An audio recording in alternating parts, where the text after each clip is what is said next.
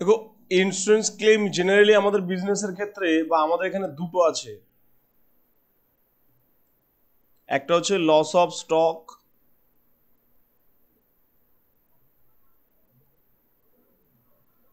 একটা হচ্ছে loss of profit. Generally এটা আমরা শুনিনি, লস অফ প্রফিট ইন্স্যুরেন্স। আমরা সাধারণত শুনি কি loss of stock. Loss of stock বলতে কি হচ্ছে, এটা আমরা জেনারেলি সবসময় জানি। ধরো আমাদের কোনো গোডাউন রয়েছে, বিশাল বড় গোডাউন, এগুলো সব অ্যাডভেস্টাস, এগুলো টালি ভাবার কিছু নেই। এটা বড় একটা গোডাউন রয়েছে, এর সঙ্গেই ধরো এর পাশেই কারখানাটা পাশেই অ্যাডজয়েন্ট ছিল, ধরে নিচ্ছি ফ্যাক্টরি বিল্ডিংও এখানেই ছিল। ফ্যাক্টরি বিল্ডিং আর একটু কম্পারেটিভলি উঁচু রাখা হয়েছে, কারণ এখান থেকে ধোয়া ফোয়া ওড়ার ব্যাপার থেকে থাকে।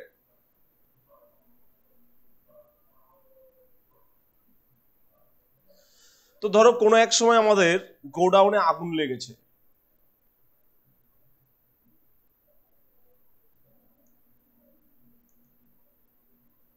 তাহলে আগুন যখন লেগেছে জ্বলছে, আশা করি ভিতরে স্টকও জ্বলবে।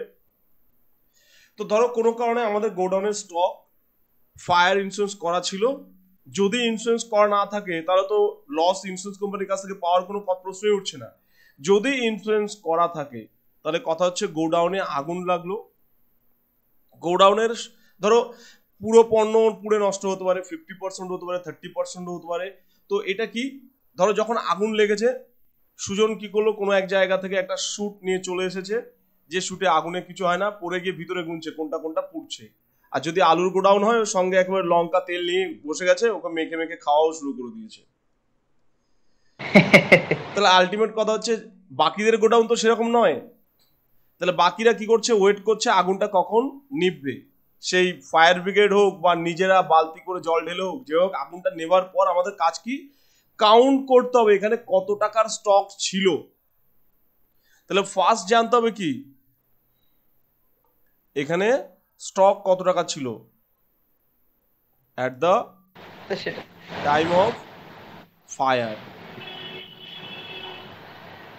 সেটা তো আগে থেকে হিসাব করাই থাকবে, তাই না? না বাবু, আগে থেকে কি করে হিসাব করা থাকবে? গোডাউনে সবসময় কিভাবে মাল রয়েছে তুমি বুঝতে পারবে, কত টাকার মাল রয়েছে।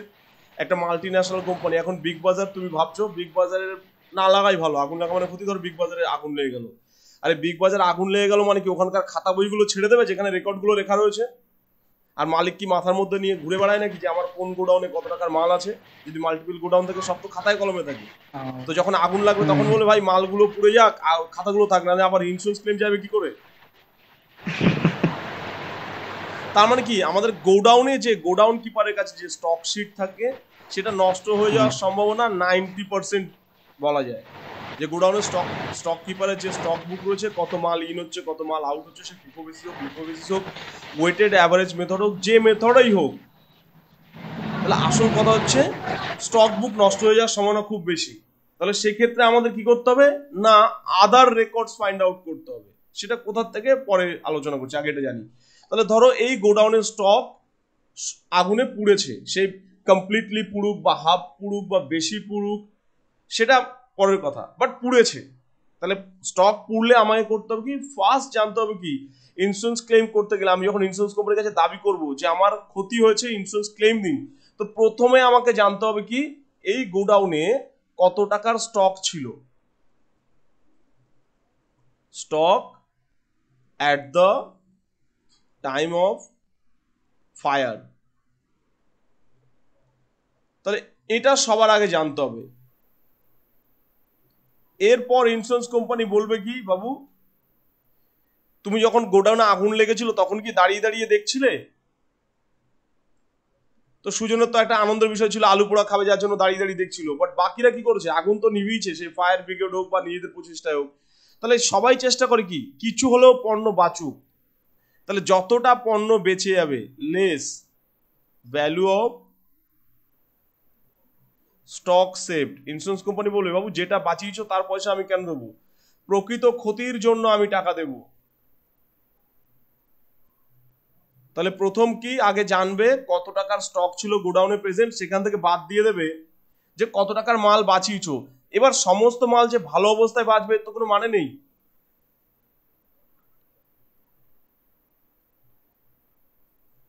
সেল অফ ড্যামেজ গুডস, ধরো কিছু আধা আধা নষ্ট হয়েছিল, এরকম ধরনের কিছু গুডস পাওয়া গেছে যেগুলো আমি কম দামে বেচে দিয়েছি।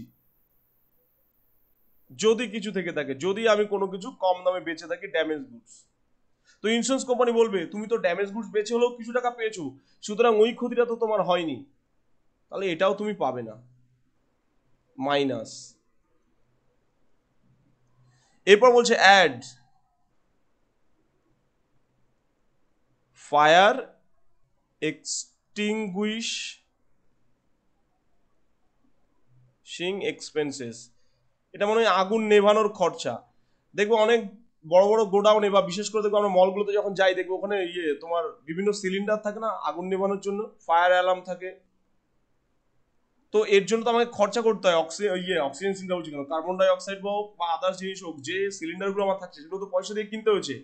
বা যদি ধরো ওই সময় কোনো লোকজন রেখেছি বা কিছু এনে আমাকে নেভাতে হয়েছে, তার জন্য খরচা করতে হয়েছে, সেটা মাইনাস অ্যাড করে দেবে, বলবে এই টাকাটা আমরা দিয়ে দেবো, অ্যাকচুয়াল লস।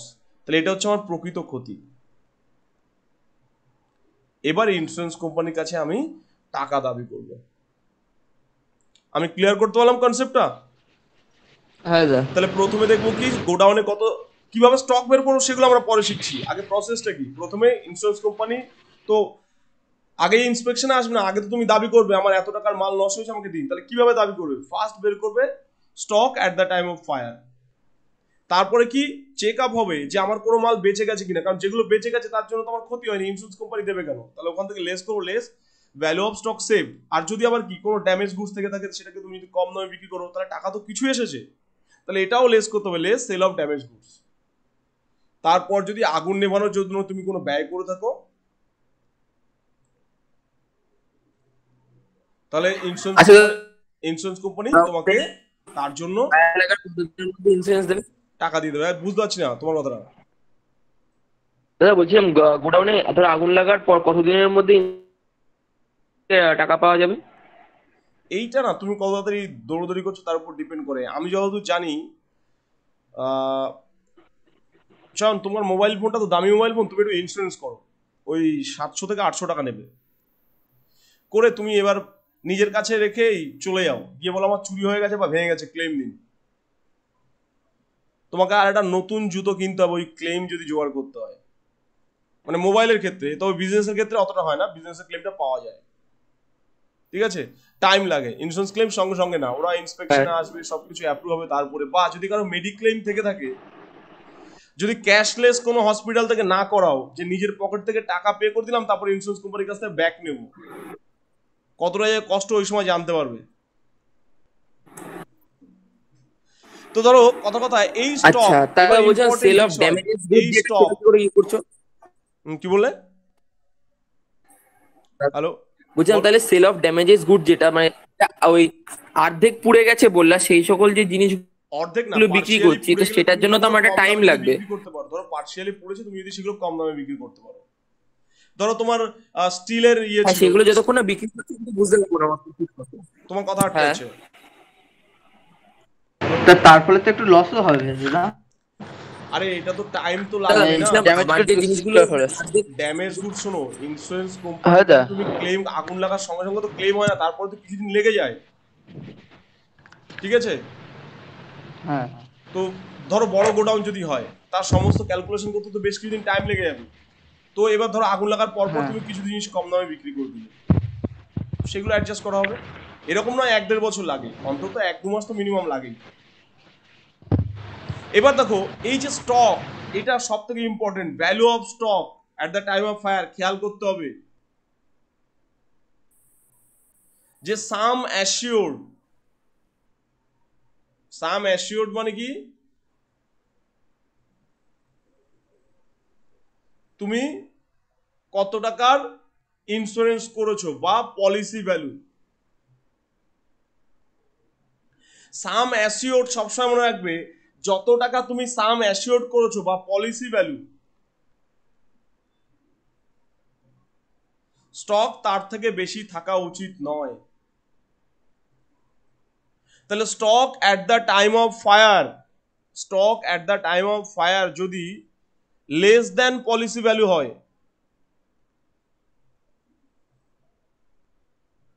কোনো সমস্যা নেই। তোমার যা ক্ষতি হয়েছে সব যদি ঠিকঠাক সাবমিট করো, ইন্স্যুরেন্স কোম্পানি পুরো ক্ষতিপূরণ দিয়ে দেবে।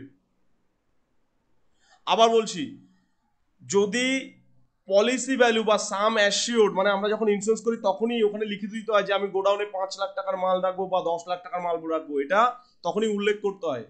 তো এটাকে বলছি কি ম্যাক্সিমাম লস কত ইন্স্যুরেন্স কোম্পানি বিয়ার করবে। তুমি যদি তার থেকে বেশি স্টক রাখো সমস্যা আছে, যদি কম স্টক রাখো বা সমান স্টক রাখো, অ্যাকচুয়ালি কি এটা লেস দ্যান ইকুয়াল টু বলা বেটার। লেস দ্যান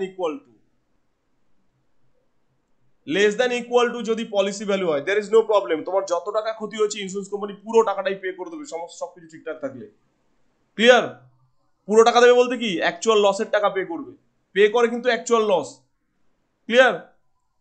বাট তোমার যদি জিনিসটা এরকম হয়ে যায় যে stock at the time of fire greater than policy value, that's mean তুমি যা পলিসি করেছিলে তার থেকে বেশি স্টক রেখেছো। হয়তো ইন্স্যুরেন্স করার সময় তুমি 5 লাখ টাকা বলেছিলে পলিসি ভ্যালু, মানে ম্যাক্সিমাম স্টক তুমি 5 লাখ রাখবে, কিন্তু দেখা গেল কি তুমি যখন গোডাউন যখন আগুন লেগেছে তখন ক্যালকুলেশন করে দেখা যাচ্ছে 6 লাখ টাকার মাল ছিল। তাহলে ইন্স্যুরেন্স কোম্পানি কখনোই তোমাকে 6 লাখ টাকা দেবে না।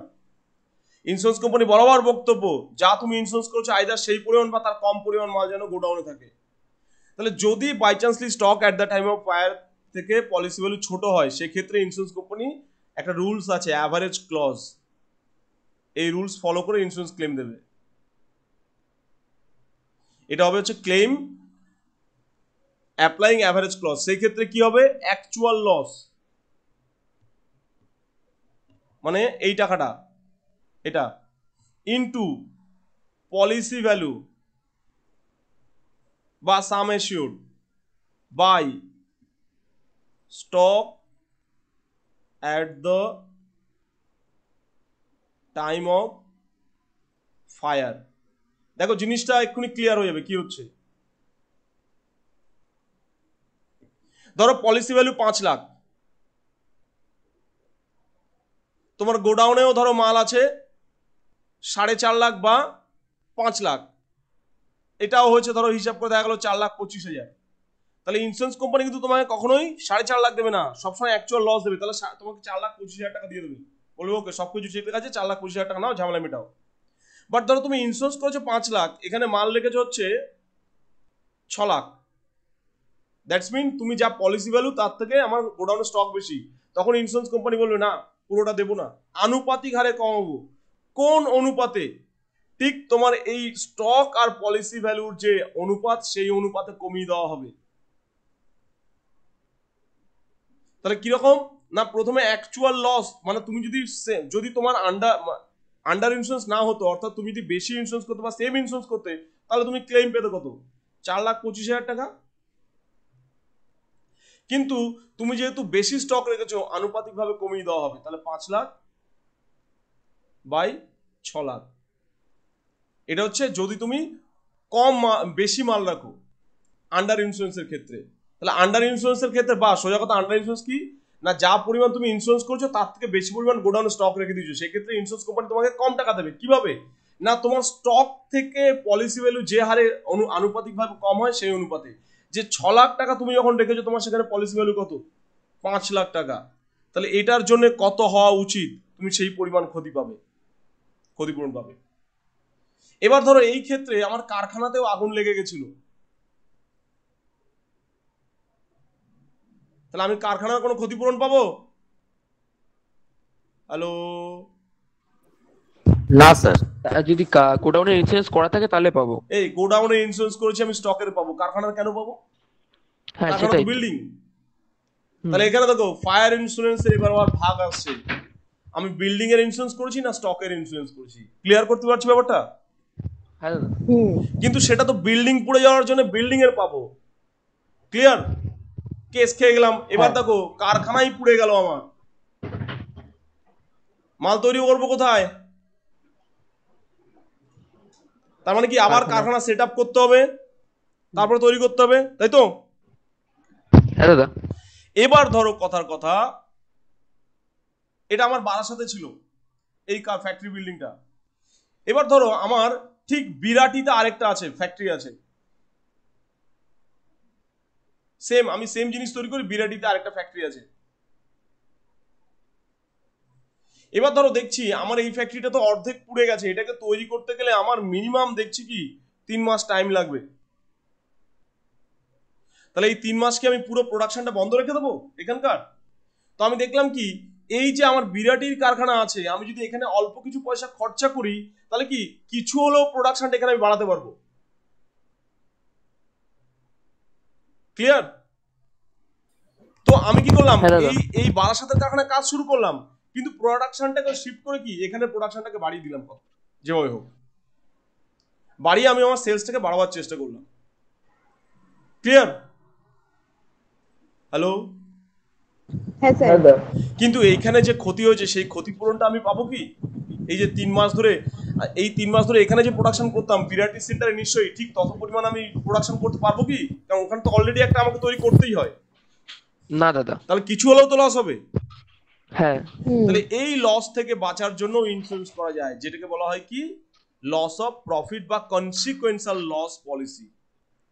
আমার এখানে যতটা প্রফিটের লস হবে, তো এটা আমি আরো বেশি ভাবে বলবো যখন আমি এটা করবো, তখন এটা অনেক ঘোটালা, অনেক কিছু ডিসক্রাইব করতে হবে। তো লস অফ প্রফিট বলতে কি বোঝাচ্ছে না, আমার বাই চান্স যদি ফ্যাক্টরি বিল্ডিং এ আগুন লেগে যায়, তার জন্য যদি আমার প্রোডাকশন চোট হয়ে যায়, মানে প্রোডাকশন করাই বন্ধ হয়ে যায়, সেটাকে যদি আমাকে আইদার প্রোডাকশন পুরোপুরি স্টপ রাখতে হয়, পুরোপুরিও স্টপ হয়ে যেতে পারে, প্রোডাকশন যদি পুরোপুরি স্টপ রাখতে হয়, বা অন্য জায়গায় যদি সরিয়ে নিয়ে যেতে হয় কিছু সময়ের জন্য, ডিসলোকেশন করতে হয় আমার প্রোডাকশন সেন্টার, তাহলে এর জন্য আমার কিছু পরিমাণ হলেও ক্ষতি হবে। ক্ষতি বলতে কি, আমার সেল কমে যাবে, তো প্রফিট কম হবে। সেই যতটুকু প্রফিট কম হবে সেটুকুও ইন্স্যুরেন্স করা যায়, যে ওই পিরিয়ডে যতটুকু আমি প্রফিট করতে পারতাম অথচ করতে পারলাম না, সেই পরিমাণ টাকার জন্য ইন্স্যুরেন্স করা যায়। এটাকে বলা হয় লস অফ প্রফিট পলিসি বা কনসিকুয়েন্সিয়াল পলিসি। তাহলে আজকে আমরা লস অফ প্রফিট পলিসি শিখছি না, আজকে আমরা শিখছি স্টক, লস অফ স্টক, যেটা আমি অলরেডি এখানে ডেসক্রাইব করে দিয়েছি। এবার দেখো, গোডাউনে যখন আগুন লাগলো তখন বললাম কি এর সঙ্গে খাতাপত্রও পুড়বে, তাহলে আমরা কি করে বের করব? দাদা ওটাকে কি বলে, কনসিকিউশন নাকি সামথিং? কনসিকুয়েন্সিয়াল, ঠিক আছে, টি আছে লাস্টে, অ্যাকচুয়ালি ওই কনসিকুয়েন্টাল তো আর উচ্চারণ করে না, এস হয়ে যায়। তো আলটিমেট কথা হচ্ছে, গোডাউনে যখন আগুন লাগলো আমার এখানকার রেকর্ড নষ্ট হতে পারে, তখন আমরা কি করব? সেলস এর রেকর্ড বের করব। আমাদের বিভিন্ন বছরের সেলস এর রেকর্ড তো রয়েছে, তো সেলস এর রেকর্ড ফিকর্ড তো থাকে সাধারণত অফিসে, ফ্যাক্টরিতে তো থাকে না, তাই তো? হ্যাঁ দা। তাহলে এখান থেকে আমি সেলস এর টাকা বের করব, এখান থেকে মাইনাস করে দেবো জিপি। জিপি মানে কি? Gross profit. করলে পেয়ে যাবো কি? কস্ট অফ গুড সোল্ড, তাই তো? এবারে কস্ট অফ গুড সোল্ডের সঙ্গে যদি আমি যোগ করে দিই, কস্ট অফ গুড সোল্ডের সঙ্গে যদি আমি ওপেনিং স্টক যোগ করি, দেখো আমার কস্ট অফ গুড সোল্ড পাচ্ছি কি opening stock plus purchase minus closing stock, তাই তো? এটা হচ্ছে কস্ট অফ গুড সোল্ড। তাহলে কস্ট অফ গুড সোল্ড থেকে যদি আমি ওপেনিং স্টক আর পারচেজকে যোগ করে মাইনাস করে দিই, তাহলে আমার কি ক্লোজিং স্টক পড়ে থাকবে না? সরি, আমি উল্টো বললাম, সরি। আমি যদি ওপেনিং স্টক আর পারচেজকে যোগ করে সেখান থেকে cost of good sold minus করি, তাহলে আমার ক্লোজিং স্টক পড়ে থাকবে না?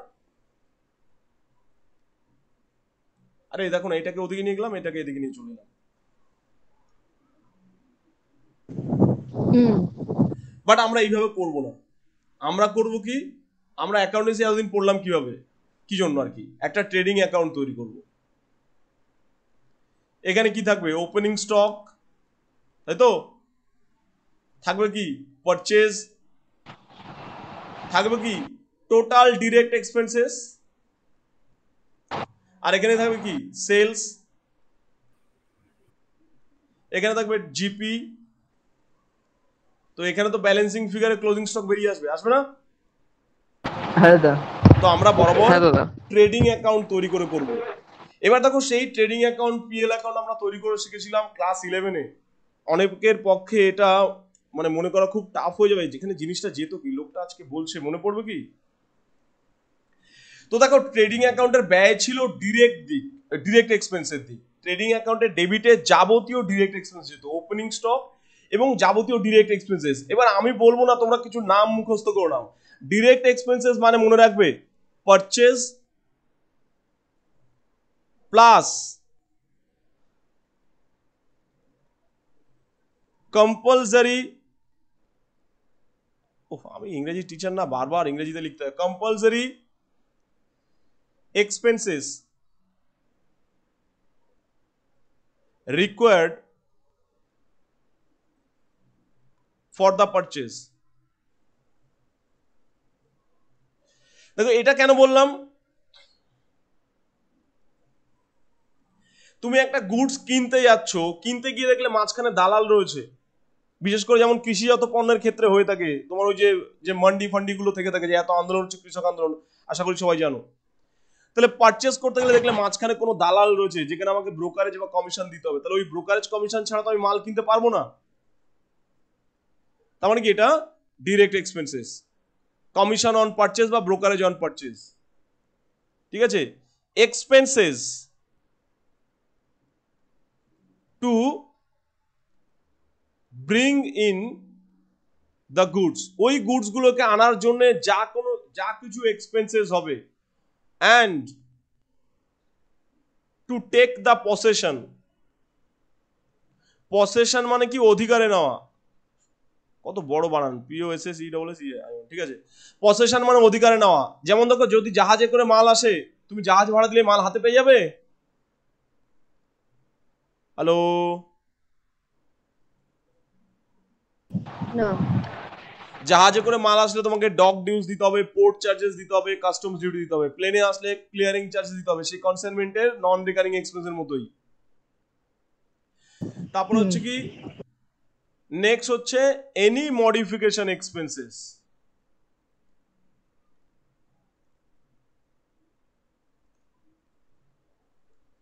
যেমন কি ওয়েজেস, ম্যানুফ্যাকচারিং এক্সপেন্সেস, বা বলা চলে কোনো ওয়ার্কশপ বা ফ্যাক্টরিতে হয়ে থাকে এরকম যে কোনো এক্সপেন্স হচ্ছে কি ডিরেক্ট এক্সপেন্সেস। তাহলে পারচেজ আর পারচেজ করার জন্য কম্পালসারি এক্সপেন্সেস। তারপরে গুডসগুলোকে আনার জন্য যেমন কার্টেজ, ক্যারেজ, ফ্রেট, এবং গুডসগুলোকে যদি মডিফাই করতে হয় ওয়েজেস, ম্যানুফ্যাকচারিং এক্সপেন্সেস, বা এমন কোনো এক্সপেন্সেস যেটা কোনো ওয়ার্কশপে হয়ে থাকে, সেগুলো সব কি ডিরেক্ট এক্সপেন্সেস। তাহলে ডিরেক্ট এক্সপেন্স যায় ট্রেডিং অ্যাকাউন্টের ডেবিট দিকে। অঙ্কটা করতে নিমেষে হয়ে যাবে তোমাদের।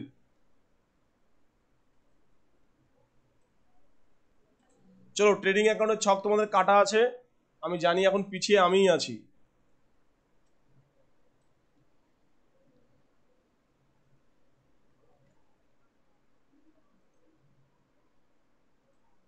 এবার উপরে না শুধু ট্রেডিং অ্যাকাউন্ট লিখবে না, এটাকে লিখবে মেমোরেন্ডাম ট্রেডিং অ্যাকাউন্ট।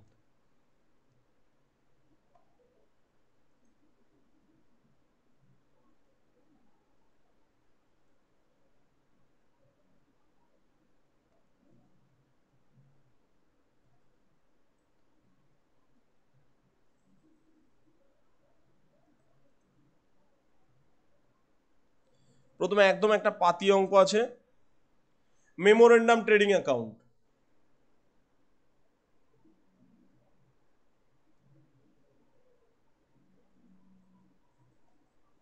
দেখো মেমোরেন্ডাম ট্রেডিং অ্যাকাউন্ট কেন, কারণ আগুন তো কোনো ডেট দেখে আসে না যে বছরের শেষের জন্য ওয়েট করি তারপরে আগুনটা লাগবো। আগুন যখন তখন লাগতে পারে বছরের মাঝখানে। তো এটা যেহেতু প্রপার ক্লিয়ার ডেটা নেই, এবং তাছাড়া বছরের মাঝখানে করতে হচ্ছে, ওই জন্য এটা মেমোরেন্ডাম, প্রয়োজনে পড়ে করছি তাই মেমোরেন্ডাম ট্রেডিং অ্যাকাউন্ট। এবার সবসময় দেখবো অঙ্কে কি ডেট আছে, দেখো সমীরন ওনস আ রিটেল। দাদা তোমার স্ক্রিন বন্ধ হয়ে গেছে। স্ক্রিন বন্ধ হয়ে গেছে। কতক্ষণ?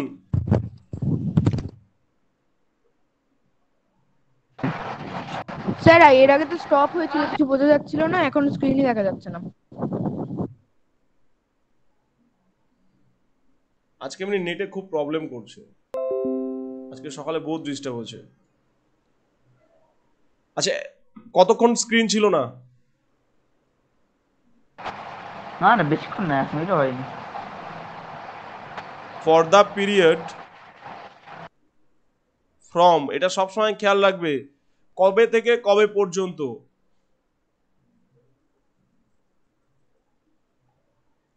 তাহলে বলছে সমীরন owns a retail stationery shop on 15th March 2017 a fire occurred in his shop।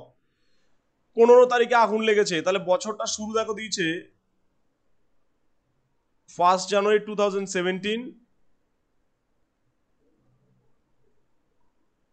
Two 15th March 2017। Debit credit দিয়ে দেবে।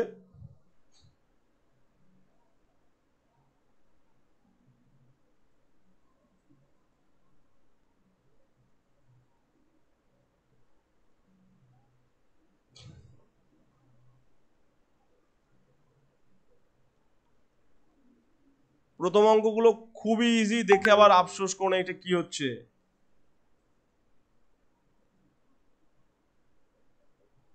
ও দা আমরা এখন একটাও করিনি, এরকম ভাবে বলবেন না। বলছি তো এত এখনো বুঝতে। সুন্দর ইজি চ্যাপ্টার আর নেই। না আরেকটা আছে, ওই সেলস ও অন অ্যাপ্রুভাল, সব থেকে সহজ, মানে এরপরেই। আচ্ছা বলছে a fire occurred in his shop and destroyed the whole of his stock. বলছে fully insured at cost price, বলছে পুরোপুরি ইন্স্যুরেন্স করা ছিল। From the following particulars compute the insurance claim to be made to the insurer. বলছে insurance কোম্পানির কাছে তুমি যে ক্লেমটা করবে সেটা দেখাও। তাহলে দেখো প্রথমে আছে কি টু ওপেনিং স্টক, তাহলে আমরা ট্রেডিং অ্যাকাউন্টের ডেবিট দিকে কি লিখবো? To opening stock,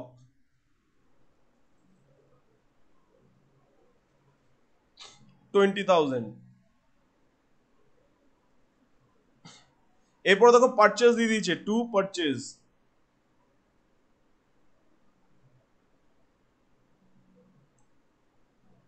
60,000। সেলসও দেওয়া আছে, বাই সেলস 75,000। ক্যারেজ ইনওয়ার্ড দেওয়া আছে, টু ক্যারেজ ইনওয়ার্ড,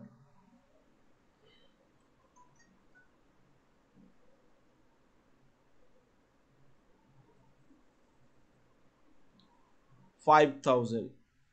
এবার দেখো রেট অফ গ্রস প্রফিট দেওয়া আছে, গ্রস প্রফিট রেশিও বলছে 20% on sales, to gross profit. আচ্ছা দেখো এই জায়গাটা সবসময় খেয়াল করবে, তোমাদের অঙ্ক এখানে ডিপেন্ড করবে। 20% অন সেলস, থাকলে কিছু থাকলে এই বেশি প্লিজ থাকলে। বাইরে যাদের সাথে কথা বলছো মাইক্রোফোন অফ রাখো। দেখো এখানে তোমাদের, আমি জানি না এখনো কেন কনফিউশন হয় তোমাদের এই রেট অফ জিপিতে। একটা জিনিস সবসময় মনে রাখবে, অন কস্ট না অন সেলস। তাহলে যদি অন কস্ট হয় তার মানে মনে রাখবে কস্ট 100, আর যদি অন সেলস হয় তাহলে সেলস 100। আবার বলছি যদি অন কস্ট হয় তাহলে কস্ট 100, আর যদি অন সেলস হয় তাহলে সেলস 100। তো এখানে বলেছি অন সেলস, তার মানে সেলস আছে কত 75,000 ইন্টু 20%, তাহলে 15,000।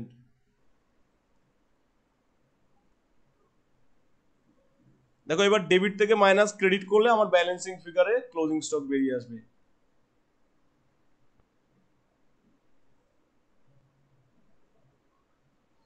যোগ বিয়োগ সবসময় চেক করবে, তাহলে বাই ক্লোজিং স্টক 25,000। এখানে লিখবো কি এটা আমরা ব্যালেন্সিং ফিগার পেলাম, তার মানে ওই দিন আগুন লাগার সময় এই টাকা স্টক ছিল। সায়নী আজকে রাইমা এসছে ক্লাসে।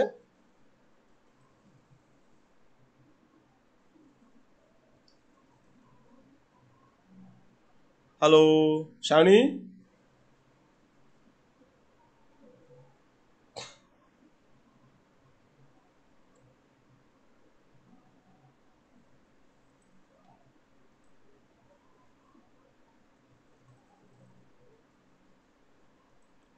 সায়নী আছো তো?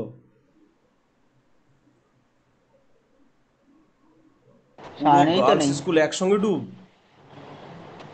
মানে ব্যাচেরই মতন। চলো এবার দেখো, যেহেতু পুরোপুরি ইনশিওর ছিল, তাহলে এটা কি stock at the time of fire, আগুন লাগার সময় স্টক কত ছিল? 25,000। আর এটাই কি insurance claim to be lost. Insurance claim to be lost মানে হচ্ছে কত টাকা ইন্স্যুরেন্স ক্লেম তুমি দাবি করবে, দাবি উত্থাপন করবে।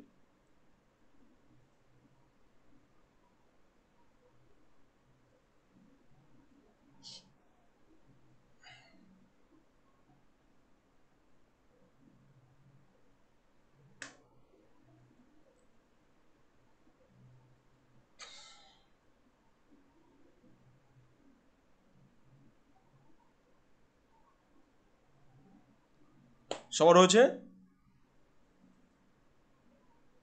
স্যার। হ্যাঁ স্যার।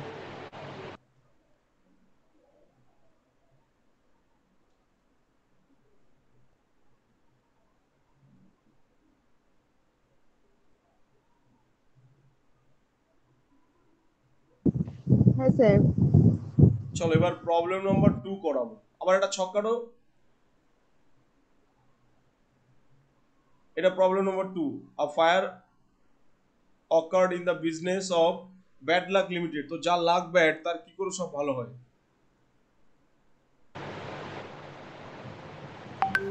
আগুন শুরুতেই লেগেছে ব্যাড লাক। 20 মার্চ।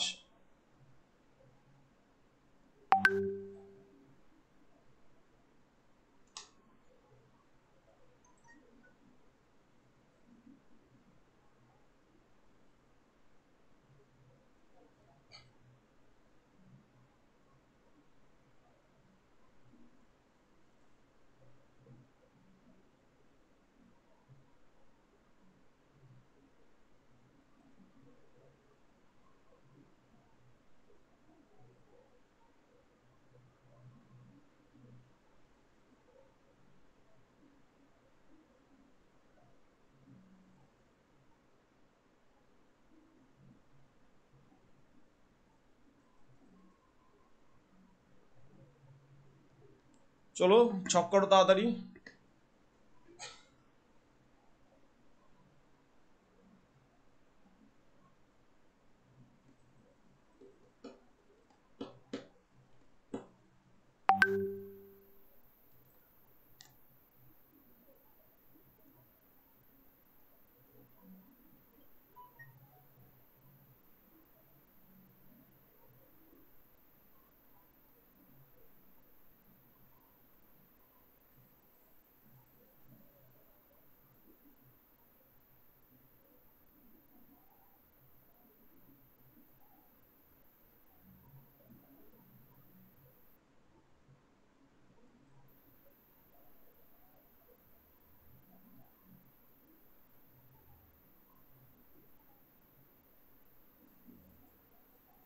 এগুলো থাক, কম লিখতে হবে আমাকে।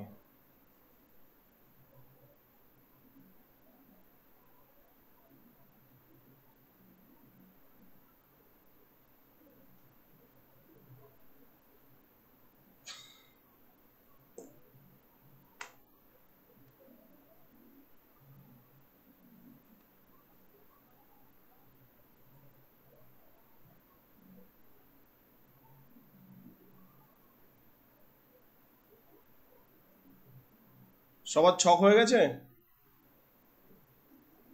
হ্যাঁ স্যার। দেখো তাহলে এখানে আগুন লেগেছে কবে? 20 মার্চ। তাহলে এখানে পিরিয়ড হবে কি? 1 জানুয়ারি 2017 টু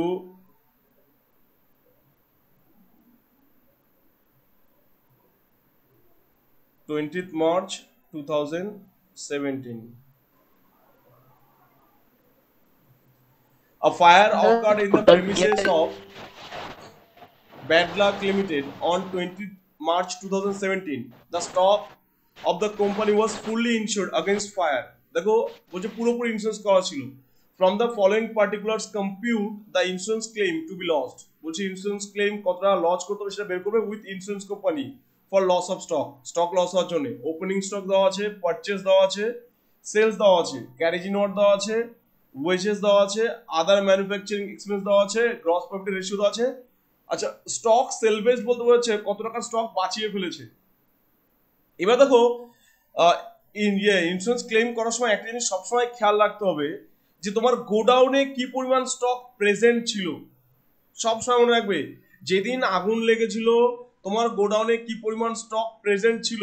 মেবি তার টাইটেল হয়তো ট্রান্সফার হয়ে গেছে অন্য লোকের নামে। যেমন ধরো তুমি কোনো গুডস বিক্রি করে দিয়েছো কিন্তু তার ডেলিভারি এখনো দাওনি।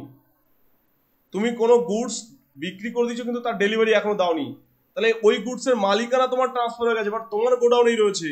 অ্যাট দ্যাট টাইম যদি আগুন লাগে তুমি ওটাও ক্লেম করবে। তো আনডেলিভার্ড গুডস যদি থেকে থাকে বা ধরো পারচেজ খাতায় পারচেজ লেখার আগে যদি কোনো গুডস ডেলিভারি দিয়ে দেয় আমাদের যারা আছে সেলার আছে আমাদেরকে যারা বিক্রি করে, তো সেগুলো আমাদের সবসময় মনে রাখতে হবে এখানে পারচেজ বা সেলস মানে যে অ্যাকচুয়াল পারচেজ হবে এর কোনো মানে নেই।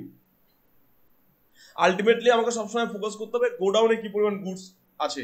দেখো goods worth ₹7,000 purchase on 27th December 2016। 27 December 2016 মানে তো আগের বছর। বলছে was received on 10th January 2017, যেটা আমার এই বছর পেয়েছি। তাহলে এটাকে আমাকে একটা অ্যাডজাস্টমেন্ট করতে হবে। তাহলে এটা আমরা পারচেজের সঙ্গে অ্যাডজাস্ট করে দেবো। দেখো প্রথমে ওপেনিং স্টক আছে, টু ওপেনিং স্টক। হ্যালো, ওই ফর দ্য ইয়ার এন্ডেড কি এটা পুরোটা লিখতে হবে, মানে পুরো সেশনটা লিখতে হবে? কি বললে বুঝতে পারছি না, একটু লাউডলি বলবে? মানে ফর দ্য ইয়ার এন্ডেডটা ওটা কি পুরো সেশনটা লিখতে হবে না শুধু হ্যাঁ, ইয়ার ফর দ্য এন্ডটা ইয়ার লিখলেই এন্ড হবে? না তো, এটা তো ফর দ্য পিরিয়ড, একটা পিরিয়ড যে বছরের শুরু থেকে আগুন লেগেছে কোন দিন ও, পর্যন্ত সেই দিনের আমি হ্যাঁ। বলছি। তাহলে টু ওপেনিং স্টক 65,000, দেন হচ্ছে two purchase ইনারে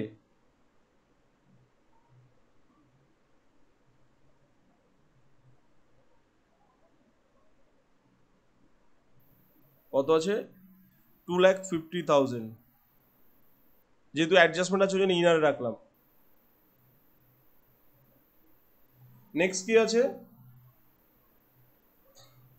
sales, by sales,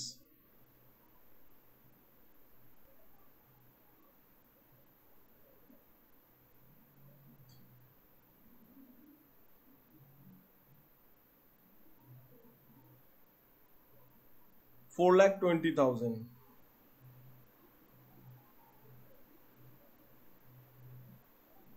next আছে carriage inward, to carriage inward,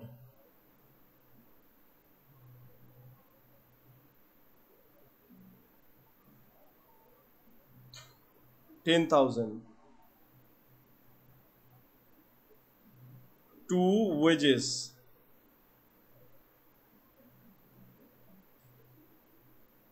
$30,000। to other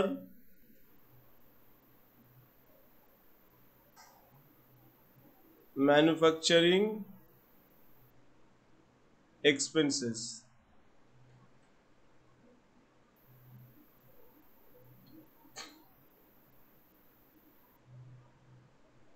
$20% of wages বলছে, তাহলে 30,000 into 20%,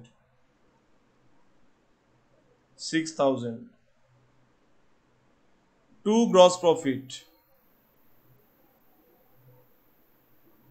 সবসময় বলেছিলাম পার্সেন্টেজের পরে দেখতে হবে অন কি আছে, অন কি আছে এখানে কস্ট, তার মানে কি এখানে আমার কস্ট ইকুয়াল টু 100 আর সেলস কি হবে আমরা জানি কি প্রফিট 20, তাহলে সেলস পাই কি হবে কস্ট প্লাস প্রফিট, তাহলে 120, তাহলে গ্রস প্রফিট হবে 4,20,000 সরি এখানে 40 ছিল তাই তো, 40, তাহলে 140 ইন্টু 40/140,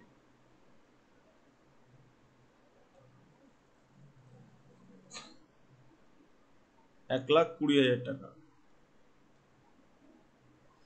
নেক্সট কি ছিল, goods worth rupees 7,000 purchase on দাদা, 27 ডিসেম্বর।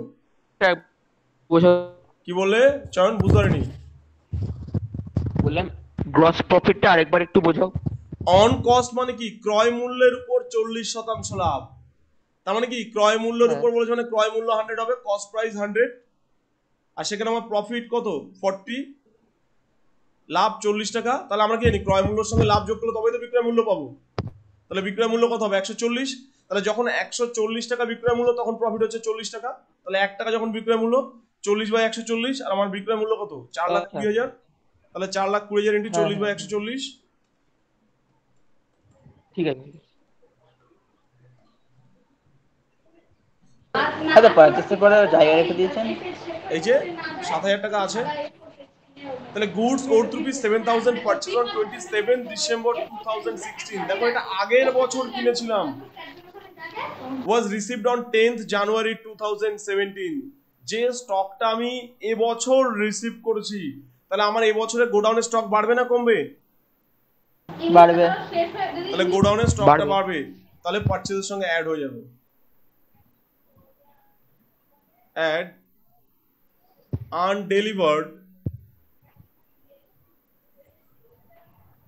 গুডস অফ 2016, যেটা 2016 এ আমি আনডেলিভার্ড ছিল, সেটা আমি কি এখন পেয়েছি?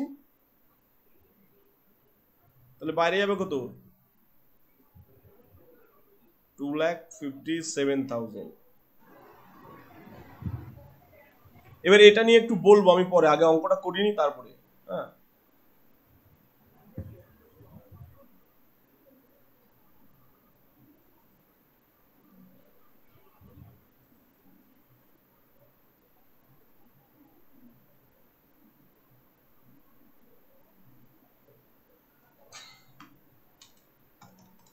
$65,000 plus 2,57,000 plus 10,000 plus 30,000 plus 1,26,000,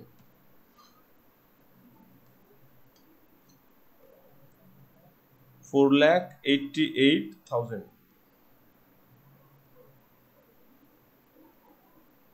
তাহলে উপরে থাকছে 68,000 বাই ক্লোজিং স্টক, ব্র্যাকেটে লিখব কি ব্যালেন্সিং ফিগার।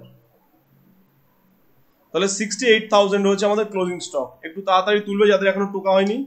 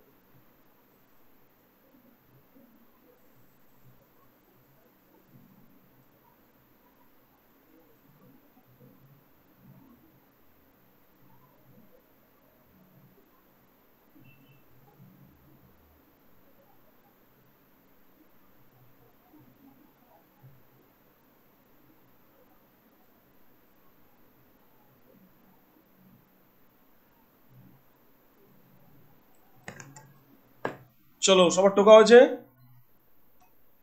এবার ছকের নিচে লিখবে ক্লোজিং স্টক বা stock at the time of fire 68,000। এখান থেকে লেস করব কি, দেখো ওখানে একটা ছিল স্টক সেলভেজড,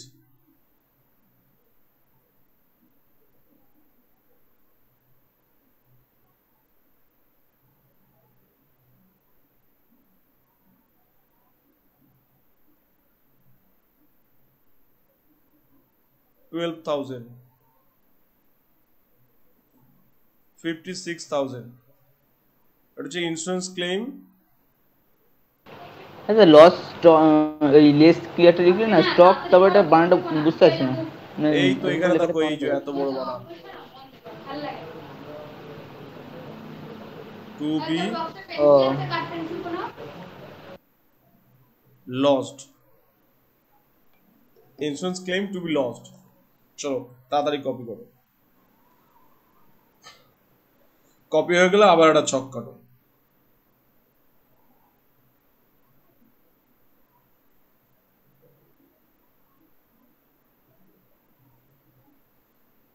চয়ন ম্যাথ ক্লাস ঠিকঠাক চলছে? হ্যাঁ দাদা। তোমরা মেবি হয়তো নেক্সট দিন থেকে তোমাদের কোচিং সেন্টারে পড়ানো হবে। মানে কি তোমার শুক্রবার? হুম, স্যার 15 শুক্রবার? তারিখ অবধি তো লকডাউন টেনে দিয়েছে আবার। অসুবিধা হবে না, পার্শিয়ালি খোলার পারমিশন দিয়েছে। 6 জন করে পড়াবো। 50% নিয়ে, হ্যাঁ, ওকে। 50% নিয়ে তো বেশি না তো? এই 50% কিসের? ওটা বাসে না? ব্যাচের 50% করে পড়াবো আগের মতো, 6 জন করে। স্যার বলছে কি আমার তো একটু যেতে সমস্যা হবে এখান থেকে। বুঝতে পারছি।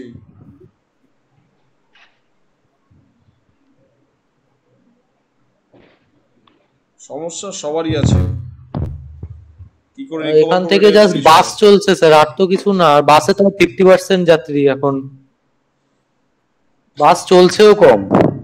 জানি জানি প্রবলেম হচ্ছে সব জায়গায়, জানি। ইচ্ছা আছে, দেখি আগে ঘরগুলোকে তো আগে ক্লিন করি। চলো, হয়েছে তোমাদের চয়ন? ও স্যার হুম, বলছি হ্যাঁ কি দাদা। স্যার, বলো বলছি পলিসি ভ্যালু, কি পলিসি বলছি ভ্যালু? পলিসি ভ্যালু যেটা বলছিলেন না আপনি বোঝানোর সময়, হ্যাঁ, এখনো অঙ্কে একটাও তো দেওয়া নেই, আসবে। ওই পলিসি ভ্যালু যদি মানে ওটা তো আলাদা করে দিয়ে দেবে তাই তো? হ্যাঁ, ওটা দিয়ে দেবে। এখানে দেখবে কোশ্চেন গুলো যখন বলছে তখন বলে দিচ্ছে কি ফুললি ইনশিওর্ড বলে দিচ্ছে, ঠিক আছে। বাট এরপরে আসবে আচ্ছা তোমাদের আচ্ছা যখন পলিসি ভ্যালু মানে দেওয়া থাকবে, তখন ওই তোমাদেরকে অ্যাভারেজ ক্লজ করে করে অঙ্ক করতে হবে। তারপরে আরো আসবে আচ্ছা স্টকের ওভার ভ্যালুয়েশন, আন্ডার ভ্যালুয়েশন। তারপরে হচ্ছে কারেন্ট ইয়ারের জিপি রেট থাকবে না, তার কারণ জেনারেলি এরকম ইউনিফর্ম রেটে জিপি খুব কম করা যায়, তো জিপি রেট থাকবে না। তো সেই ক্ষেত্রে 2 বছরের ট্রেডিং অ্যাকাউন্ট তৈরি করতে হবে। আরো থাকবে ইনফ্লেশন হয়ে যাবে, তার কারণ আগের বছর যে রেটে মাল বিক্রি করি এবছর কি সেই একই রেটে মাল বিক্রি করি নাকি, তো ইনফ্লেশন থাকবে, অনেক কিছু চেঞ্জেস আসবে প্রথম দিনের অঙ্ক। তবে সহজ থাকবে যদি কারো ট্রেডিং অ্যাকাউন্ট, পিএল অ্যাকাউন্টের নলেজ থাকে। ট্রেডিং অ্যাকাউন্টের নলেজ থাকলে কারো অসুবিধা হবে না।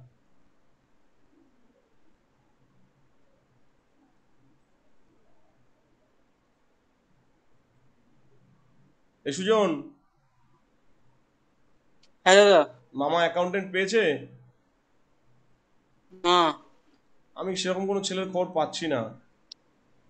আর যেগুলো হয়তো একটু অর্ধেক জানে সেগুলো ছ্যাঁচড়া, ওই জন্য আমি আর অত ইয়ে করছি না। আচ্ছা ঠিক আছে।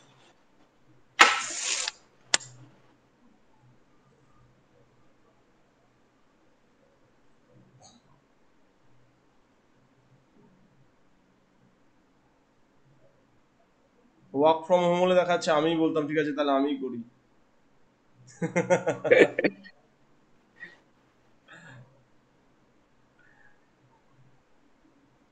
আরে আমার কিছু স্টুডেন্ট ওয়েবসাইট ডেভেলপমেন্টের কাজ করতো, এত দুরবস্থা, মানে ওরা সব কমার্সের স্টুডেন্ট, গ্র্যাজুয়েট হয়েছে ওখান থেকে, এখন সব ওই তোমার ধরো অ্যাকসেঞ্চার, তারপর হচ্ছে আরেকটা কি যেন আছে, মানে ওই ধরনের কোম্পানিতে এখন অ্যাকাউন্টিং এর জবের জন্য অ্যাপ্লাই করছে। আর গুগল সব অ্যাকচুয়ালি ইনকাম সবার কেড়ে নিচ্ছে। চলো প্রবলেম নাম্বার 3 পড়ো। আগুন লেগেছে 16 সেপ্টেম্বর।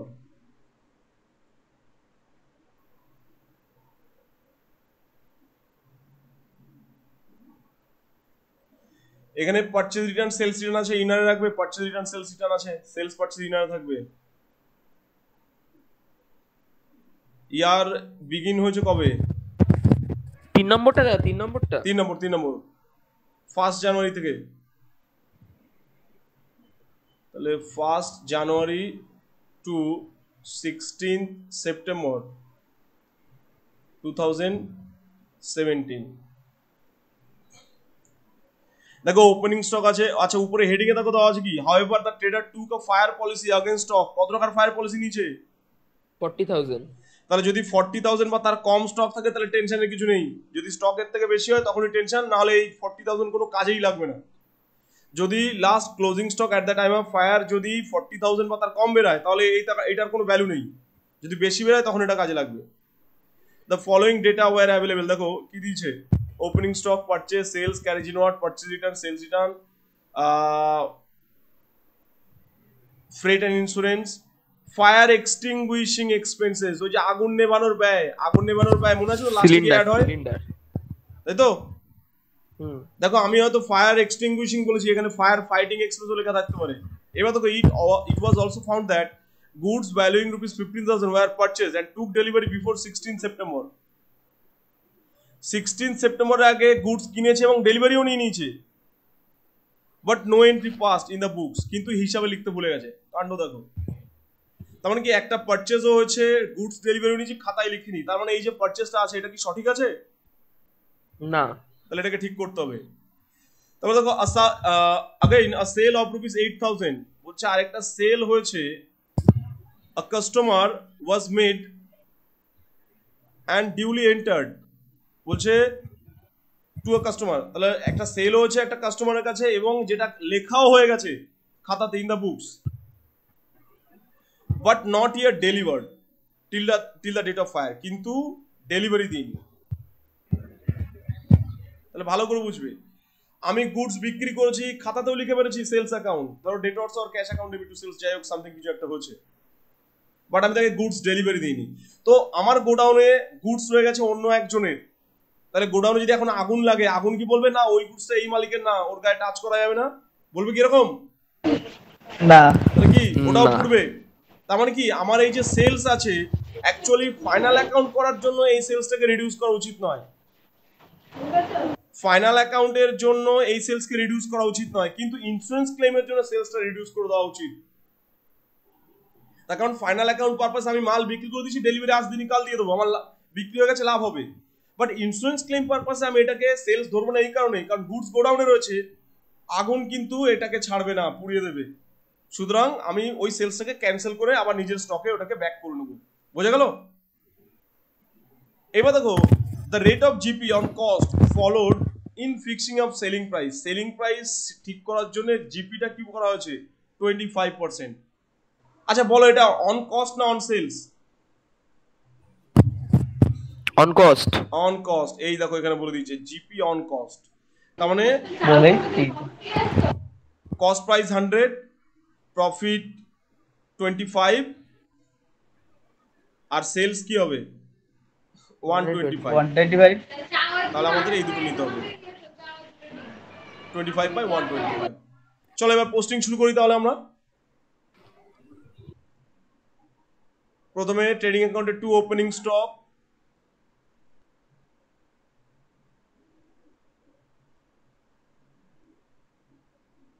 $25,000, টু পারচেজ ইনারে রাখবে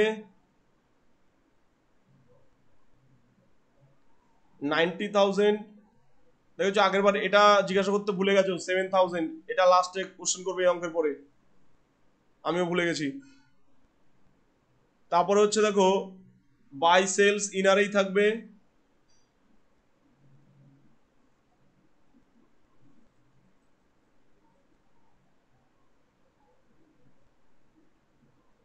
কত আছে 1,68,000। এরপর আছে কি টু ক্যারেজ ইনওয়ার্ড, একটু গ্যাপ দিয়ে লিখি,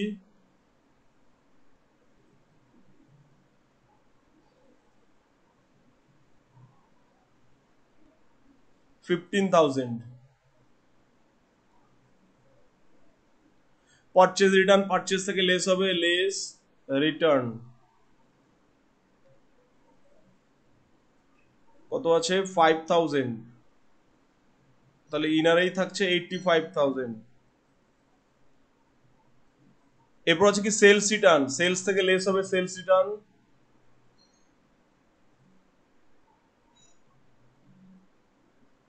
কত হচ্ছে 10,000, তাহলে থাকছে 1,58,000। এরপর আছে কি টু ফ্রেট অ্যান্ড ইন্স্যুরেন্স,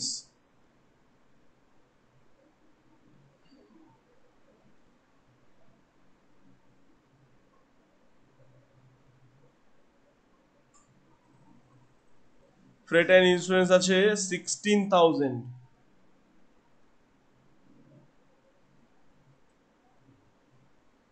তারপর কি আছে expense for extinguishing the fire, ওটা লাস্টে হবে, আমরা মানে ছকের নিচে যেখানে স্টেটমেন্ট তৈরি করবো ওখানে করবো add. It was also found that, দেখা গেছে যে গুডস ভ্যালুইং রুপিস 15,000, 15,000 টাকার গুডস ওয়ার পারচেজড, কিনেও ফেলেছি, অ্যান্ড টুক ডেলিভারি, ডেলিভারিও নিয়েছি বিফোর 16 সেপ্টেম্বর, 16 সেপ্টেম্বরের আগেই, but no entry was passed in the books, কিন্তু লেখা হয়নি। তাহলে লিখে দাও, লিখে দিলে কি পারচেজ বাড়বে, তাহলে পারচেজের সঙ্গে অ্যাড আনরেকর্ডেড পারচেজ, যেটা লেখা নেই আর কি।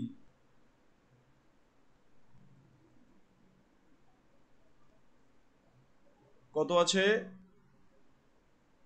15,000,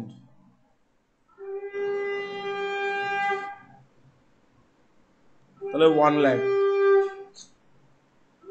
এরপর আছে কি again a sale of rupees 8,000, 8,000 টাকা একটা বিক্রি আছে টু আ কাস্টমার, একটা কাস্টমারকে was made and duly entered in the books, বলছে একটা সেল হয়েছে এন্ড ওটা হিসাবে লেখা হয়েছে, but not yet delivered to the date of fire, কিন্তু আগুন লাগার ডেট পর্যন্ত ওটাকে ডেলিভারি দেওয়া হয়নি। তাহলে আমরা কি করব, এই সেলসটাকে ক্যান্সেল করে দেবো। তাহলে সেলস থেকে লেস আনডেলিভার্ড গুডস। দেখো আবার বলছি, আমি যদি ফাইনাল অ্যাকাউন্ট করতাম আমি কখনোই এটাকে মাইনাস করতাম না, বাট যেহেতু আমি ইন্স্যুরেন্স ক্লেম করছি, আমার এই গুডস গোডাউনে রয়েছে মানে আগুনে পড়বে, সুতরাং আমাকে সেলসটাকে ব্যাক করতে হচ্ছে, নাহলে ইন্স্যুরেন্স ক্লেম করতে পারবো না। Undelivered goods. স্যার বলছি এটা স্টকের থেকে মাইনাস করলেও একই ব্যাপার হতো না স্যার?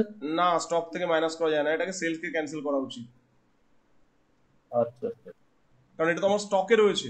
ঠিক আছে, এবার দেখো কিছু বইয়ে করে কি, ও পারচেজ বা ওপেনিং স্টকের সঙ্গে অ্যাডজাস্ট করে। তুমি পারচেজ বা ওপেনিং স্টকের সঙ্গে অ্যাডজাস্ট করতে গেলে সেলিং প্রাইস দিয়ে অ্যাডজাস্ট করতে পারো, কখনোই পারচেজ প্রাইস অ্যাডজাস্ট করতে পারো না। ওই সরি, পারচেজ প্রাইস অ্যাডজাস্ট করতে পারো, সেলিং প্রাইস অ্যাডজাস্ট করতে পারো না। এখানে তোমরা অঙ্ক পাবে যেগুলোর উত্তর মিলবে না, বাট আমি সেলিং প্রাইস থাকলে সেলসের সঙ্গে অ্যাডজাস্ট করবো, পারচেজের সঙ্গে অ্যাডজাস্ট করবো না, আর এটা সেলসকে ক্যান্সেল করবো আমরা 8,000, তাহলে বাইরে যাচ্ছে 1,50,000। আবার বলছি ফাইনাল অ্যাকাউন্ট হলে আমি এটা ক্যান্সেল করতাম না, কারণ সেলসটা তো অরিজিনালি হয়েছে, বাট যেহেতু আমি ইন্স্যুরেন্স ক্লেম করছি, আমি গুডস ডেলিভারি দিই মানে আমার গোডাউনে নষ্ট হয়েছে, সুতরাং আমি এটাকে কি করবো, রিভার্স এন্ট্রি করবো সেলসটাকে ক্যান্সেল করে। আমার জাস্ট আইডেন্টিফাই করতে হবে ওই দিন গোডাউনে কত টাকা স্টক ছিল।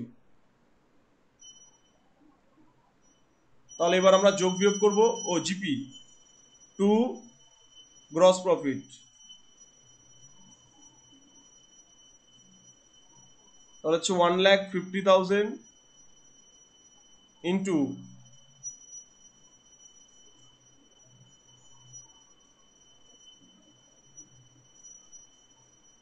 25/125। সরস্বতী পুজোতেও এত সময় ঘন্টা বাজায় না যত সময় আমার ঘরে বাজাচ্ছে। কত হচ্ছে দেখো তো, 30,000।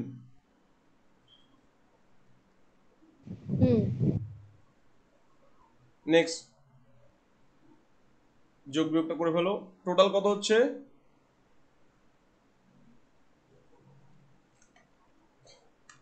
25,000 plus 1 lakh plus 15,000 plus 16,000 plus 1,86,000। দাদা তোমার এক্সপেন্স ফর ফায়ার ওটা পরে হবে বাবু, ওটা ট্রেডিং অ্যাকাউন্টে না, ওটা স্টেটমেন্ট নিচে স্টেটমেন্টে যোগ হবে। মনে করো তখন প্রথমেই একদম বুঝিয়েছি, আগুন নেভানোর ব্যয় একদম নিচে গিয়ে অ্যাড হবে। স্টক বের করার পর আগে স্টক বের করব, তারপর দেখো কিছু মাল বাঁচিয়েছি কিনা, তারপর দেখা হবে কি আগুন নেভাতে কি আমার কোনো খরচা হয়েছে কিনা। বাই ক্লোজিং স্টক একবারে ছকের মধ্যে অ্যাডজাস্ট করে দিলে হয় না? না না বাবু, যায় না। তাহলে স্টকের ভ্যালু ভুল বেরাবে না? ইন্স্যুরেন্স কোম্পানি তো ওখানে বলবে বাবু আপনি স্টকের মধ্যে এটা কেন ঢুকিয়েছেন, স্টকের মধ্যে স্টক থাকবে ওগুলোকে আলাদা হবে, আমরা সবই যোগ করবো, তার মানে এই নয় যে সব পরপর ইয়ে করে দিলাম এক জায়গায় ঢুকিয়ে দিলাম। যেমন আমরা সবই খাই, মানে মটনও খাই, চিকেনও খাই, তারপর হচ্ছে রাইস। তো তুমি ধরো কোনো বিয়ে বাড়ি গেলে বলে কাকু আলাদা আলাদা দিয়ে কি হবে, সব একবারে ঢেলে দাও আমি একবারে খেয়ে নেবো, করো কি এরকম কিছু? সবই তো পেটে যাবে। হ্যাঁ ঠিক সেরকমই সবকিছু যেমন চেঞ্জ নিয়ম করিস? আছে। যাই না, কোনো বিয়ে বাড়ি পড়েনি, তুই বিয়ে কর। এখন বিয়ে বাড়ির কথা মনে পড়লে খুব কষ্ট হয়, বলো না, থাক। আমি বিয়ে বাড়িতেও ভুল করে- কম্পিটিশন করতে হয় 50 জনের মধ্যে। ভুল করে তুলেছি আমি প্রসঙ্গটা, বাদ দাও, ছেড়ে দাও। আমি চাইছি না এই বিষয়ে আর কথা বলতে, মনটা খারাপ হবে।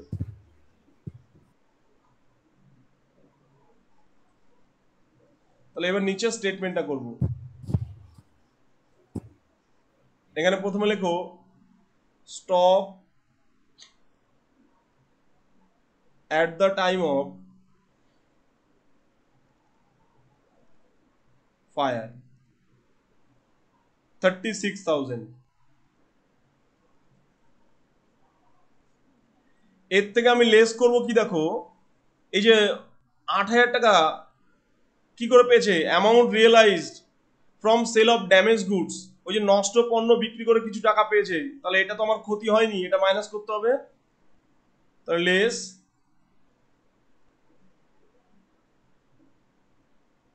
সেল অফ ড্যামেজড গুডস,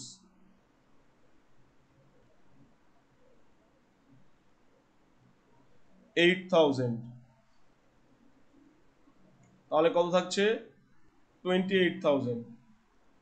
এবার দেখো যেহেতু আমি 2,000 টাকা আগুন নেভানোর জন্য খরচা করেছিলাম, এখানে অ্যাড হবে, তাহলে অ্যাড ফায়ার এক্সটিংগুইশ, বাবা কি বড় নাম,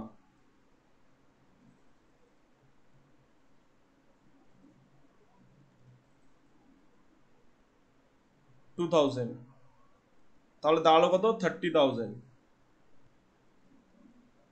এইটা আমি ইন্স্যুরেন্স ক্লেম দাবি করব, insurance claim to be LOD ধরবে না,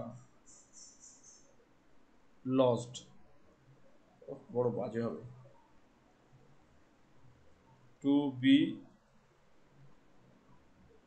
lost, insurance claim to be lost. কত টাকা তুমি ইন্স্যুরেন্স ক্লেম দাবি উত্থাপন করবে। এবার দেখো এখানে আমাদের দেওয়া ছিল না, ইন্স্যুরেন্স করেছিল কত 40,000, আর আমাদের ক্লোজিং স্টক এসছে কত 36,000, তাই তো? তাহলে কোনো হ্যাঁ অসুবিধা নেই। হ্যাঁ তাহলে আমাদের কোনো যেহেতু অসুবিধা নেই। স্টক কম ছিল কোনো চাপ নেই, স্টক যদি বাই চান্স এখান থেকে টপকে যেত তখনই কি এটা এটা আর পলিসি ভ্যালু নিয়ে আমাকে রেশিও করতে হতো, হুম ঠিক আছে?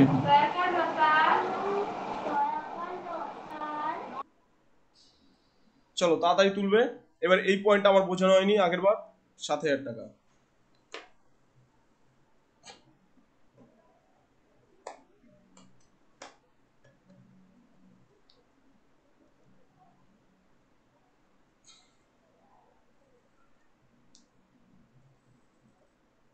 আমার আরেকটা দিন লাগবে ইন্স্যুরেন্স ক্লেম, আরেকটা দিন করলে তোমরা হোমওয়ার্ক করতে পারবে, কারণ এখানে under valuation, over valuation, more than one accounting year এগুলো আছে। অ্যাকচুয়ালি ইন্স্যুরেন্স ক্লেম আমার মোট 4টে রেট লাগবে, অফলাইনে হলে 3টে রেটেই কভার করে দিতাম, যেহেতু অনলাইন হচ্ছে ওই জন্য 4টে রেট লাগবে লস অফ স্টক করানোর জন্য, আর লস অফ প্রফিট করানোর জন্য একটাই ডেট লাগে। লস অফ প্রফিট কঠিন ঠিকই অন্যদের মনে হয় অ্যাকচুয়ালি স্টুডেন্টদের, কারণ ওখানে অনেক কিছু স্টেটমেন্ট মেনটেন করতে হয়, বাট লস অফ প্রফিট একদিন, খুব হাইস্ট হলে 2 দিন লাগে, কারণ লস অফ প্রফিটের সমস্ত অঙ্ক একই রকম, দুটো অঙ্ক করলে বাকি সব অঙ্ক হয়ে যায় অ্যাকচুয়ালি, একটা ইনফ্লেশন দিয়ে আর একটা নর্মাল, বাকি সব অঙ্ক সেম লেখা একই রকম, শুধু টাকা পাল্টাতে থাকবে। আচ্ছা সবার টোকা হয়েছে? স্যার কনসাইনমেন্ট এখনো শেষ হয়নি তো না না, আমাদের? কনসাইনমেন্টের এবার ইনভয়েস প্রাইস বাকি আছে, আমি তোমাদের কস্ট প্রাইস মেথড করেছি, কস্ট প্রাইসের অঙ্ক তোমরা পারবে এবার, বাট ইনভয়েস প্রাইস বলে আরেকটা বিষয় আছে, ঠিক আছে, বা ইনফ্লেটেড প্রাইস, ওটা এখনো করানো হয়নি। তো ওটা আমরা একটা বা দুটো ক্লাস দিলে বাকি সব কভার হয়ে যাবে, দুটো ক্লাস লাগবে, একটা হচ্ছে প্রথম দিন আর সেকেন্ড দিন ভালো অঙ্ক, বাকি সব তোমরা করে নিতে পারবে। তারপরে তো কনসাইনির হয়েও তো আমরা হিসাব রাখা এখনো শুরু করিনি, মানে বুঝিয়েছিলেন কিন্তু কনসাইনির অঙ্ক হয়ে করার। বাদ দাও তো, বাদ জিনিস একটাই অ্যাকাউন্ট, ও নিমেষে হয়ে যাবে, চাপ নিচ্ছ না। আচ্ছা আচ্ছা। কি হয়নি এটা নিয়ে চাপ নিতে হবে না, কি হয়েছে সেটা নিয়ে চাপ নাও, যেগুলো হয়ে গেছে সেগুলো প্র্যাকটিস করে মনে রাখো। ওকে। চলো, সবার টোকা হয়েছে?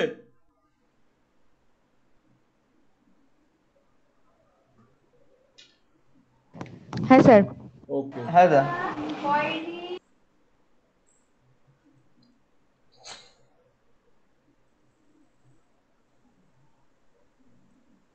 এই 7,000 টাকার কেসটা বোঝানো হয়নি, তাই তো? আচ্ছা, এটা আমি অ্যাডজাস্টমেন্ট কি করেছিলাম?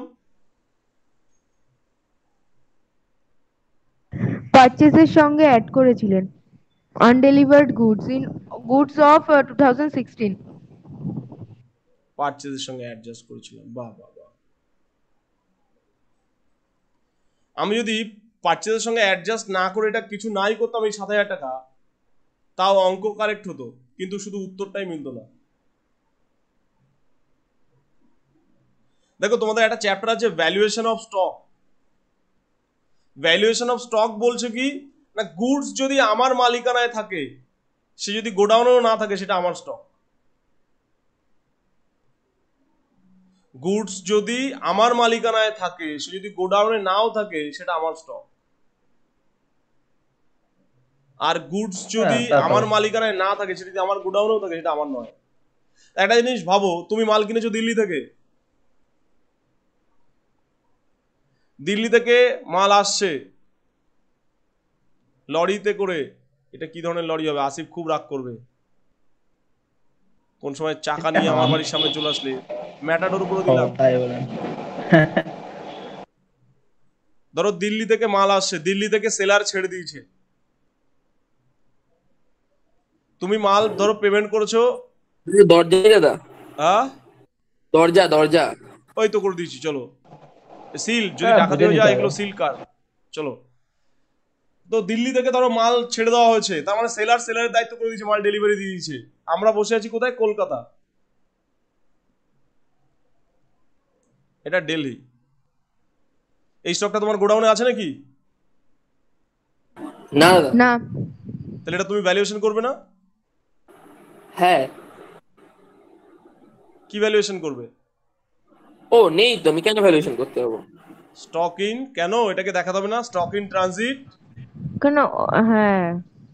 তাহলে স্টক ইন ট্রানজিট তো আমারই অ্যাসেট, হ্যাঁ, হুম। ঠিক আছে? বাট এটা যখন গোডাউনে নেই তখন সেটা বুঝছেও না, তাহলে ব্যাপারটা আমি কেন করতে যাবো? আরে এই রাস্তায় যদি গুডস বিয়ে গাড়িটা আগুন লেগে গেল, পড়ে গেল, উল্টে গেল, নদীতে পড়ে গেল, ব্রিজ ভেঙে, কার লস হবে? আমার। তাহলে আমার। মাল কার? তোমার। তাহলে তোমার মাল তুমি হিসাব রাখবে না? হুম। তার মানে যখন আমি হ্যাঁ দিল্লি থেকে কিনেছি, ধরো এখানে মিস্টার এক্স এর কাছে কিনেছিলাম, তাহলে আমি কিন্তু জার্নাল ইন্টারেস্ট এন্ট্রি পাওয়া করে যায়। দিয়েছি। আমি জার্নাল এন্ট্রি করে দিয়েছি, purchase account debit two mister x. এখানে কোনো ত্রুটি নেই। কিসের ত্রুটি? আমি মাল কিনেছি, জার্নাল এন্ট্রি করেছি, purchase account debit two mister x. এখন ধরো আমার 31শে ডিসেম্বর এসে গেল, 31st ডিসেম্বর এসে গেল, তো এই গাড়িতে যে মাল আছে সেটা আমার ক্লোজিং স্টক কিনা, আগে সেটা বলো। হ্যাঁ, ক্লোজিং স্টক, closing আমারই stock। Closing stock. তাহলে ক্লোজিং স্টকের আগে আমরা জেনেছি অলরেডি কনসাইনমেন্ট করার সময়, ক্লোজিং স্টক দু রকম। একটা আমাদের আমাদের গোডাউনে থাকতে পারে, একটা ট্রানজিটেও থাকতে পারে, ইভেন এরকম তো হতে পারে এখনো ডেলিভারি দেয়নিও। তাহলে সেক্ষেত্রে কি ট্রানজিটে তো নেই, ডেলিভারি এখনো দেয়নি। বোঝা যাচ্ছে? হ্যালো? হ্যাঁ দা। হ্যাঁ স্যার। তাহলে এরকম ক্ষেত্রে ফাইনাল অ্যাকাউন্টের নিয়ম বলছে কি, স্টক তো মালিকানায় আমার এসে গেছে, আমার তো লাইবিলিটি আমি তৈরি করে ফেলেছি ক্রেডিটর্স, এখানে তো আমি কোনো কিছু ভুল করিনি।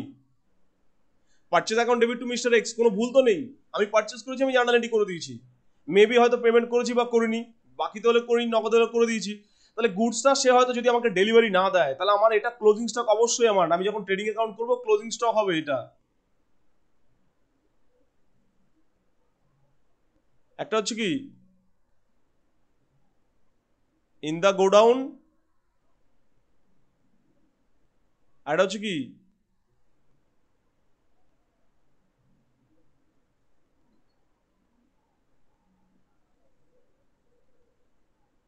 এটা কি সাপ্লায়ারের কাছেই রয়েছে, কারণ মাল তো আমার কেনা হয়ে গেছে।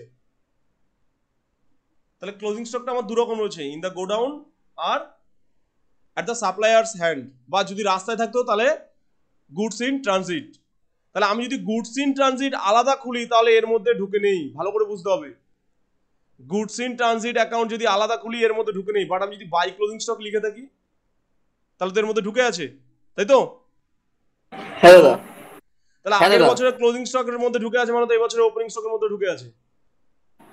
হ্যাঁ। তাহলে আলাদা করে কি এই 7,000 টাকা যোগ করা দরকার ছিল? না। না। তাহলে বোঝা গেছে? তাহলে আমার যদি মনে হয় আমি ক্যাচাল করবো, আমি ক্যাচাল করতেই পারি। তাহলে কথা হচ্ছে কি অ্যাকাউন্টিং এন্ট্রি প্রিভিয়াস যে অ্যাকাউন্টেন্ট ছিল করেছে, আমাদের কাছে এখানে কোনো ইনফরমেশন নেই। তাহলে যদি আমি এন্ট্রি এটাকে করি, আমরা অলরেডি আমি করে দিয়েছি, পার্চেজের মধ্যে ইনক্লুড করে দিলাম যেহেতু এবছর ডেলিভারি পেয়েছি, বাট আমি যদি এটা এন্ট্রি নাও করি একটা নোট লিখে দিই যে it is assume that undelivered goods of 2016 was included in the value of opening stock, ঠিক আছে, when it was valued on 31st December 2016, যখন 2016 31শে ডিসেম্বর ভ্যালুয়েশন করা ছিল এই 7,000 টাকাকে তখনকার ক্লোজিং স্টকের মধ্যে ঢোকানো হয়েছিল। তাহলে এখনকার ওপেনিং স্টকের মধ্যে ঢুকে রয়েছে, তাহলে এটার জন্য কিন্তু কোনো এন্ট্রি করতে হতো না। আমি কনসেপ্ট ক্লিয়ার করতে পারছি? হ্যাঁ স্যার, হ্যাঁ স্যার। যে এরকম থাকলেই আমি পারচেজের সঙ্গে অ্যাড করবো এরকম ব্যাপার না। তাহলে এখানে কি এন্ট্রি করেছিল, কোনো একদিন কোনো একটা অঙ্কে এরকম ভাবে চালাকি দিয়ে দিল যেটাকে কোন অ্যাকাউন্টে পোস্টিং করা আছে, ক্লোজিং স্টক অ্যাকাউন্টে দেখানো ছিল আগের বছর না গুডস ইন ট্রানজিট অ্যাকাউন্টে দেখানো ছিল। তাহলে যদি গুডস ইন ট্রানজিট এখনো দেখানো থাকতো তাহলে এবছর কিন্তু ট্রেডিং অ্যাকাউন্টে পারচেজের সঙ্গে অ্যাড করতাম না, আমরা টু গুডস ইন ট্রানজিট বলে লিখতে হতো, কারণ গুডস ইন ট্রানজিট নামক গুডসটা এবছর আমার ইনপুট হচ্ছে। আমি ক্লিয়ার করতে পারলাম? হ্যাঁ স্যার। তো এগুলো অ্যাকাউন্টিং এন্ট্রির উপর ডিপেন্ড করে। চলো আপাতত এটা বোঝানো হয়ে গেছে। আর আজকের আমার যা কিছু ইন্স্যুরেন্স ক্লেম করানো ছিল সেটাও করানো হয়ে গেছে। তো নেক্সট দিন ক্লাস করার পর তোমাদের হোমওয়ার্ক দিতে পারবো, যেমন কনসাইনমেন্টের ক্ষেত্রেও বলেছিলাম। যারা ক্লাস আজকে করবে না তারা তো বেশ মজায় আছে, ভিডিও পেয়ে যাচ্ছি। যাই হোক, তোমাদের যাদের প্রবলেম আছে আবার ভিডিওটা দেখে নিও, কোনো অসুবিধা নেই। বাট এই ফেসিলিটি মনে হয় না খুব বেশি দিন থাকবে, তার কারণ আমি অফলাইন পড়ানো শুরু করব। তো আর যারা ক্লাস করেনি তাদেরকে বলে দিও অবশ্যই ভিডিওটা ইউটিউবে দিয়ে দেবো দেখে নিতে। তো আজকের অন্তত শেখানো জিনিস এই পর্যন্ত ফিনিশ। স্যার তাহলে শুক্রবার সকাল 9টায় ব্যাচে?